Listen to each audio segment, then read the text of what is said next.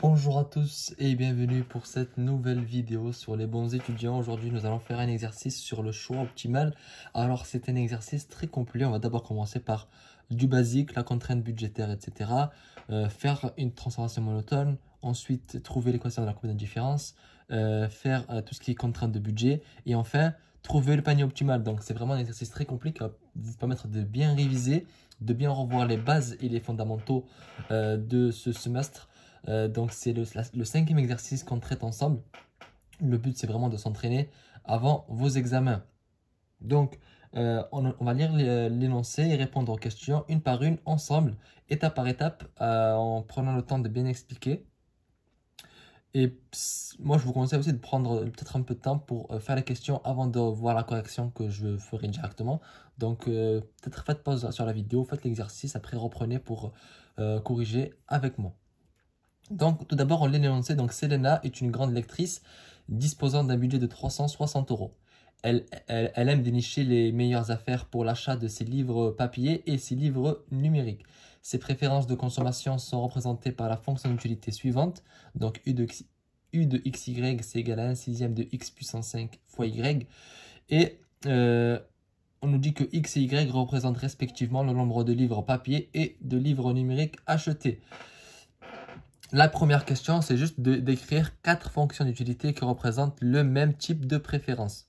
Donc, il faut juste, dans cette question, faire des transformations monotones.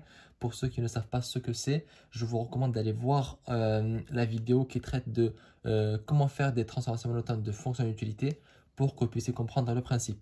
Juste avant de répondre à la question ici en direct, je vous rappelle qu'il y a en description plusieurs liens, plusieurs bons plans pour gagner de l'argent, pour en économiser en faisant vos achats en ligne. Les liens sont en description. Allez voir surtout si vous êtes des étudiants, ce qui est sûrement votre cas. Ça va sûrement vous intéresser. Donc la question A, on nous dit d'écrire 4 fonctions d'utilité qui représentent le même type de préférence. Donc en fait, ce qu'il faut faire, c'est juste faire des transformations monotones. Donc par exemple, on va d'abord écrire la fonction qu'on avait au début. Donc 1 sixième x puissance 5 y. Ensuite, on va faire une première transformation. Par exemple, on va mettre 1 sixième x puissance 5 y et on met au carré. Et le fait de mettre au carré, ça ne changera pas l'ordre. Donc c'est bon. Deuxième transformation, 1 sixième. Donc toujours, moi je remets toujours le même. Et à chaque fois, je change de transformation. Et là, par exemple, on peut mettre la racine. Donc là, bon, je l'ai mal fait. Peut-être que on va faire ça. Hop, hop, la racine. Bon, ça, il ne faut pas le prendre en compte. La racine. Ensuite, une autre transformation, on peut mettre le log. Log de 1 sixième x puissance 5 y. Ensuite, on peut également, enfin, mettre tout simplement 1 sixième x puissance 5 y plus 5. Ça, c'est bon aussi. C'est une transformation monotone. C'est correct, c'est juste. Et ça marche aussi. Donc ça, c'est la réponse à la première question. Vous voyez que c'est pas très compliqué. Puis, la réponse à la deuxième question. Donc là, on va changer de sens qu'on a fait pour qu'on puisse travailler sur l'autre côté. Et on va avoir l'énoncé à côté. Voilà. Donc, on a la deuxième question qui nous dit de déterminer l'équation d'une courbe d'indifférence associée au niveau d'utilité U égale 15. Quelle est l'allure de cette courbe? Pouvait-on anticiper le résultat? Donc, on va dire 3 questions. Tout d'abord, c'est de déterminer l'équation d'une courbe d'indifférence associée au niveau U égale 15. Puis, quelle est l'allure de la courbe? Et enfin, pouvait-on anticiper? Donc, on va commencer par la première question, étape par étape, c'est mieux. Donc, on nous dit en fait de trouver l'équation de la courbe d'indifférence pour U égale 15. Donc, en fait, on remplace ici U par 15 et après, on isole le Y. J'avais déjà fait une vidéo sur ça, sur comment trouver l'équation de la courbe d'indifférence. Donc là, c'est pareil.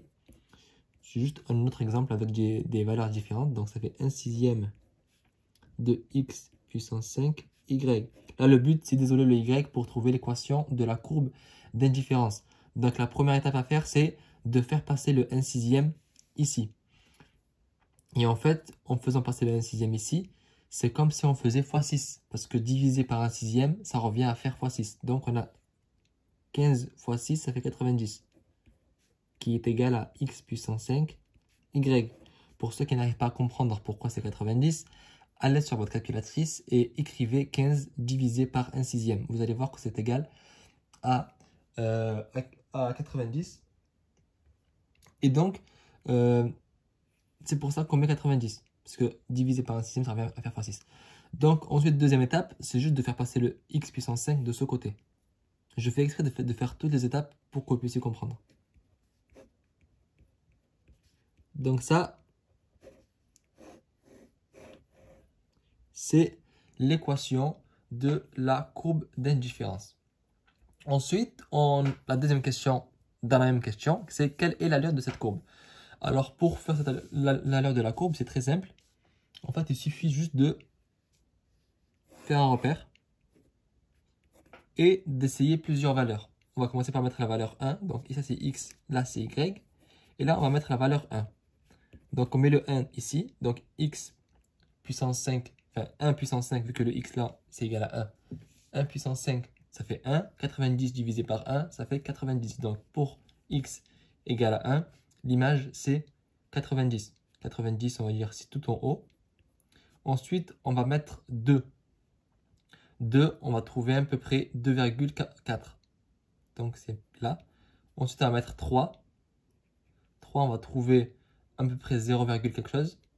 37 environ. Et là, on peut voir en fait que c'est convexe. Donc, l'allure de la courbe, c'est convexe. Voilà, donc c'est convexe et continu, on peut dire. Et donc, ensuite, pouvait-on anticiper le résultat? Alors, oui, on pouvait l'anticiper. Pourquoi? Parce que déjà, on voyait la forme de la fonction d'utilité. C'est de la forme courbe de Gauss. Si vous avez vu les vidéos dans la playlist microéconomie S1, vous savez qu'est-ce que c'est que les préférences courbe de Gauss et que leurs courbes d'indifférence sont convexes. Ça se caractérise par une fonction d'utilité qui a deux puissances. Donc là, les deux puissances, c'est 5. Et là, c'est 1. Mais le 1, on ne le met pas. Donc voilà, là les deux premières questions ont été faites. On passe à la troisième question, donc la question C. Donc la question C, on nous demande de... on nous dit en fait, supposons que les prix du livre papier c'est 60 € et du numérique c'est 20 €. Écrire la contrainte de budget de Selena et l'équation de sa droite de budget représenter graphiquement sa droite. Donc encore dans une question, il y a 3 questions, donc il ne faut pas oublier. Prenez étape par étape la question. La première, c'est la contrainte de budget. Très simple. Il faut que ça respecte la contrainte de budget, donc ça c'est facile. 60x plus 20y inférieur ou égal à 360. 360 €, c'est le budget. La contrainte de budget, il faut juste que en fait, les achats de Selena soient inférieurs ou égal à 360 €. Elle ne peut pas dépasser ce budget. Elle ne peut pas dépenser ce qu'elle n'a pas. Pourquoi 60x? Parce que le prix de x c'est 60. Pourquoi 20? Parce que le prix de y c'est 20. D'accord? Ensuite, trouver l'équation de la droite de budget. En fait, pour trouver l'équation, on avait déjà fait une vidéo. Donc là, c'est assez facile. On fait 360 égale à 60x plus 20y. Et là, en fait, il faut isoler le y pour trouver l'équation de la droite de budget. Donc, on va faire différentes manipulations. La première, c'est de faire passer le 60x de ce côté. Donc, ça va faire moins 60x. Moins 60x plus 360. Parce que là, en fait, c'est comme si il y avait plus. Et je le mets ici pour avoir la forme ax plus b. D'accord? C'est égal à 20y. Mais là, nous, on veut juste un y. Là, on a 20. Donc, pour avoir un seul y, on divise tout par 20 ici. Donc, on divise moins 60 par 20. X plus 360 divisé par 20. Après, là, on peut simplifier, bien sûr. Ça fait moins 3x plus 18 égale à y. Donc ça, c'est l'équation de la droite de budget. Et ensuite, on a, d'un autre côté, on nous demande de représenter cette fois-ci cette droite de budget. Donc, on va refaire un repère. Et en fait, pour la représenter, j'avais déjà fait une vidéo sur comment justement on représentait ça. Donc, en fait, il faut juste dire qu'on a 360 €. Ici, on a X, ici, on a Y. On a 360 €. Tout d'abord, en fait, il faut juste trouver le repère. Enfin, on a 2 points, ici et ici. Il faut trouver leur valeur pour tracer la droite. Ici, en fait, ce point-là, c'est en fait s'il consacrait l'ensemble de son budget à acheter le bien X. Le bien X, il coûte 60 euros. Donc, s'il veut acheter que du bien X, vous avez 360 euros et le bien X coûte 60 euros. Vous pouvez en acheter combien? 6. Vous pouvez acheter 6 biens X. Donc 6 livres papier. Et le bien Y, lui, il coûte que 20 euros. Et si vous voulez consacrer l'ensemble de votre budget à l'achat de ce bien-là, vous pouvez en acheter combien? Vous pouvez en acheter 18. Donc là, vous placez le 6 ici, le 18 ici, et vous reliez. Donc là, j'ai pas de règle, donc on va faire la main, hop. Et voilà, donc vous avez relié les deux, et ça, c'est la droite de budget, tout simplement. Donc voilà, ça, c'est déjà la fin de la question C. Et là, on va faire la question qui nous intéresse tous. La question, c'est l'aboutissement de cet exercice. C'est de déterminer le panier optimal de Selena en utilisant la méthode de géométrique et la substitution. Non, ce qu'on va faire, c'est juste la méthode de substitution géométrique. On l'a fait plusieurs fois, donc ce ne sera pas la peine de le faire. Sinon, ça va faire que la vidéo va être beaucoup trop longue. Déjà que cette question on va prendre pas mal de temps pour la faire. Donc, le but, c'est de ne pas perdre de temps. Donc, tout d'abord, on va juste mettre toutes les valeurs qui vont nous intéresser. Donc, le revenu, M, est égal à 360. P de X, c'est égal à 60. P de Y, c'est égal à 20. U de XY, c'est 1/6 de X puissance 5 Y. Et normalement, on a tout, si je ne me trompe pas. Oui, c'est bon. Là, on peut enlever la feuille pour avoir un maximum d'espace pour pouvoir travailler, puisque c'est une résolution qui va être assez longue. Donc déjà, il faut vous rappeler que au panier optimal, au point du panier optimal, le TMS, c'est égal à la pente. La pente, c'est TMS, c'est égal à la pente. Et ça respecte la contrainte de budget. Il faut savoir aussi que la contrainte de budget, on la sature. Donc, il faut maximiser l'utilité. 360 égale 60x plus 20y. Donc là, le but, c'est de trouver x étoile et y étoile. J'avais déjà fait une vidéo comment trouver le panier optimal avec la méthode de substitution. Donc là, c'est exactement la même chose. Ensuite, deuxième étape, c'est de calculer le TMS et la pente. Le TMS, c'est moins UM de X sur UM de Y. Et la pente, c'est moins P de X sur P de Y. Donc là, moi, ce que je fais, c'est qu'en fait, les moins, je les enlève définitivement parce que vu qu'on a moins ici et moins ici, après, en fait, ça va s'enlever. Donc, même si vous les gardez, ça finira par s'en aller. Moi, ce que je fais, c'est que dès le début de la résolution, je les enlève. Comme ça, ils ne m'embêtent pas. Et là, on va réécrire que ça respecte toujours la contrainte de budget. Ensuite, seconde étape, c'est de calculer le TMS. Le UM de X, c'est l'utilité marginale de X. Et donc, c'est la dérivée de ça, de la fonction d'utilité par rapport à X. Donc, quand on dérive ça par rapport à X, X puissance 5, quand on le dérive, le 5 passe devant et on perd une puissance ici. Donc, ça fait 5/6 X puissance 4 Y. Ça fait 5/6 X puissance 4 Y. Et pourquoi ça fait ça? Parce qu'en fait, X, quand vous dérivez X puissance N, le N passe devant et N perd moins 1, c'est N-1 après. Et le Y, parce que en fait, c'est une constante, on dérive que par rapport à X, c'est pour ça que le Y reste. Ensuite, on dérive pour UM de Y, donc l'utilité marginale de Y, c'est égal à ça, c'est à la fonction d'utilité dérivée par rapport à Y. Donc Y, ça fait 1, et donc ce qui reste, ce sera 1/6 de X puissance 5. 1/6 X puissance 5. Et là, en fait, là, on peut simplifier, en fait. Parce que 5 divisé par 6, 1, 6. En fait, quand vous avez, ça c'est une astuce que je vous donne, A, B sur CD, A, B, C, D comme ça, c'est égal à A divisé par B fois D divisé par C. Donc là, ça fait 5. 5. Déjà, tout ça, on l'a éliminé. Ça fait 5. Parce que ça faisait beaucoup trop de nombres. Ici, qu'est-ce qui peut partir? Ben, le x puissance 4, x puissance 5. Donc là, on peut barrer le x puissance 4, on barre la puissance et il nous reste en bas que 5, que x, pardon. Et en haut, il nous reste que y. Donc ça nous fait 5y égale à x. Pour ceux qui ne comprennent pas pourquoi on a barré le x puissance 4, c'est parce qu'en fait là, il faut se dire que c'est x fois x fois x fois x, 4 fois. Ici, c'est x fois x fois x fois x fois x, 5 fois. On barre chaque fois un x en haut, un x en bas, un x en haut, un x en bas, et à la fin, il nous reste 1 en bas, et c'est celui qui reste ici. Et là, donc, le 5, 6, 1, 6, je vous ai expliqué pourquoi ça faisait 5, parce qu'en fait, il faut faire que c'est 5 sixièmes divisé par 1 sixième. Mais divisé par 1 sixième, ça revient à multiplier par l'inverse. Donc, ça fait 6 fois 5 sixièmes. 6 fois 5 sixièmes, ça fait 30 divisé par 6. 30 divisé par 6, ça fait 5. 5y divisé par x. Voilà. Et donc, ça, c'est toujours égal à la pente. Et la pente, c'est moins px sur p de y, moins p de x. Bon, les moins, on avait dit qu'on les enlevait. Donc, c'est p de x, 60 sur 20. Donc, c'est 3. Donc, on va revenir ici.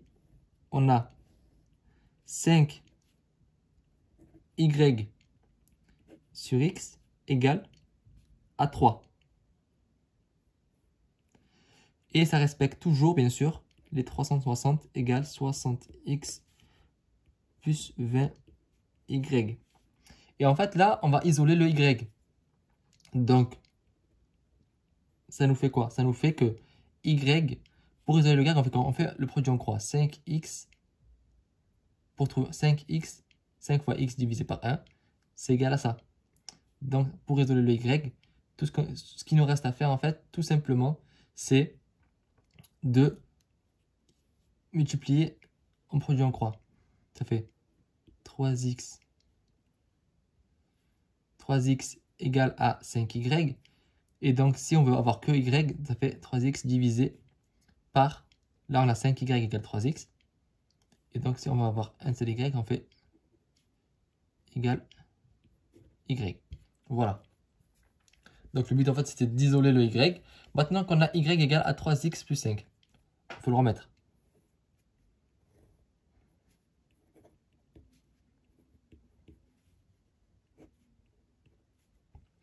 Maintenant, en fait, on va remplacer ce y là, par sa valeur, ici. C'est pour ça qu'on appelle la méthode de substitution, parce qu'on va substituer le y par sa valeur, qui est 3x par 5, divisé par 5. En fait, y a une deuxième écriture, donc on va le faire. Donc on a 360 égale à 60x plus 20 fois y. Mais le y, à la place de mettre y, on va mettre 3x divisé par 5. 20 fois 3x divisé par 5. Et là, donc, on peut, enfin, on va dire travailler. Parce que, pourquoi on peut travailler? Parce que là, 20 fois 3x, ça fait 60x.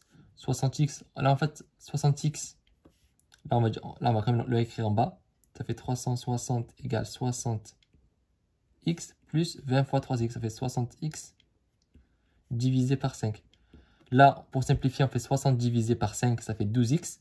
Et en fait, 360x égale à 60x. 360, pardon, est égal à 60x plus 12x. Faites ça à la calculatrice, faites 60 divisé par 5, vous allez voir que c'est égal à 12. Et là, du coup, on a 360 égale 72x. Et donc, on a x étoile égale à 360 divisé par 72.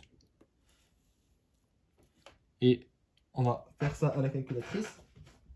360 divisé par 72, on va voir combien x étoile nous fait. Donc ça fait 5, ce qui est égal à 5.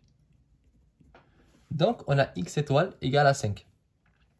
Maintenant, il faut trouver le y, parce que le panier optimal est composé du panier x et du panier y, enfin du bien x et du bien y. Donc maintenant qu'on a x étoile égale à 5, ce qu'on va faire, c'est qu'on va remplacer ce x là dans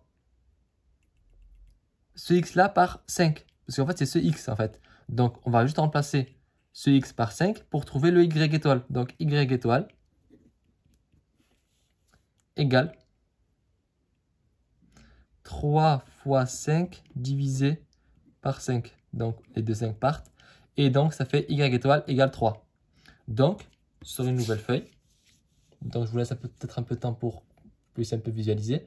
Sur une nouvelle feuille, on va écrire le panier optimal est donc 5x et 3y. On peut mettre que x étoile égale à 5 et y étoile égale à 3. Voilà. Donc, c'est la fin de cette vidéo. J'espère que celle-ci vous a plu et vous a aidé. N'hésitez pas à vous abonner à la chaîne YouTube pour que vous puissiez être tenu au courant des nouvelles vidéos. Et je vous dis à très bientôt sur les bons étudiants.